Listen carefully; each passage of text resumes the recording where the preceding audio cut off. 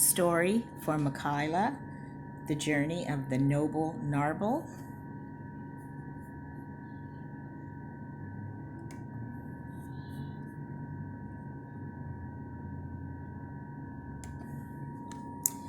Far below the ocean waves, a GNarble lie in bed.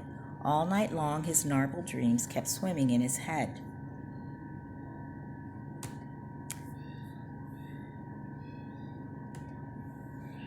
He dreamt a dream of swimming up to see the sky above, lit by the sun in colors he just knew he'd love.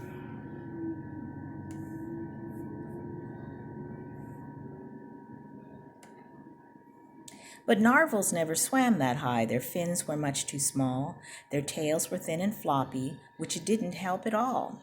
This GNarble liked his fins and had no problem with his tail, so when he woke he knew he just wouldn't fail.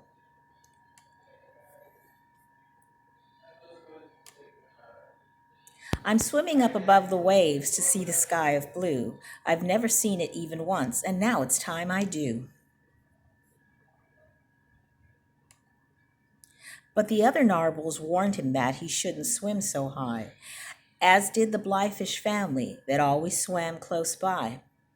No narvals ever swam that high. It simply isn't done. A blyfish might just make the trip, but we know you're not one. Narvals don't have flappers like all us blyfish do. You don't even have coggers like the swimming gungaloo. But the GNarble didn't listen and he left his friends behind. No silly blyfish family could ever change his mind. He swam up past the boulders made of spongy gishy gosh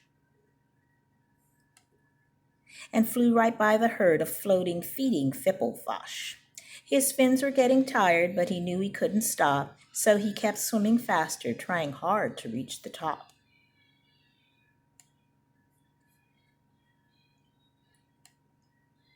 Just then a hungry wockerel blocked the GNarble with his fin. He grabbed him by his tail and brought him right up to his chin. I've never had a GNarble. This would be a tasty treat, but you're much too thin and tiny for big ol' me to eat.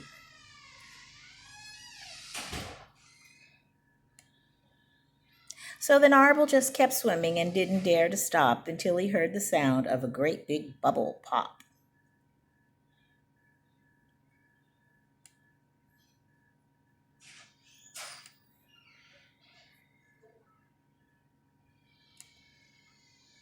He turned around to see that he was in a bit of trouble. The sound he heard was that of a silver sububble.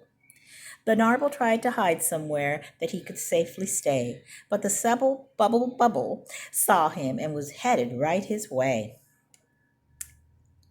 "Oh, Mr. Sububble, please don't eat me up for lunch. I'll bring a yummy plant instead for you to sit and munch.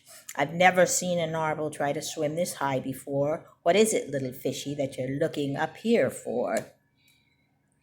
"If I could see the sky just once, I'd be a happy fish. To do one flip above the waves would be my only wish."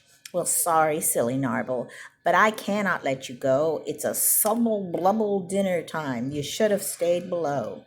The GNarble cowered back in fear and shook from fin to fin. But then he saw a school of fish called Shiny Glimmy Glim. The Glimmy Glim swam right past the Subbubble's face.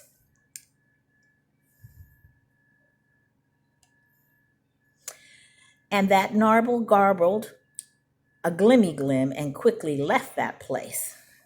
"If I could see the sky just once, I'd be a happy fish." "Well, sorry, silly GNarble, I cannot let you go. It's Slubbubble dinner time. You should have stayed below." The GNarble cowered back in fear and shook from fin to fin. But then he saw a school of fish called Shiny Glinny Glin. The Glinny Glim swam right past the Slubbubble's face, and the GNarble grabbed a glimmy fin and quickly left that place. The GNarble swam up higher still until he saw some light. He knew that it had to be the sun, and oh, was it a sight.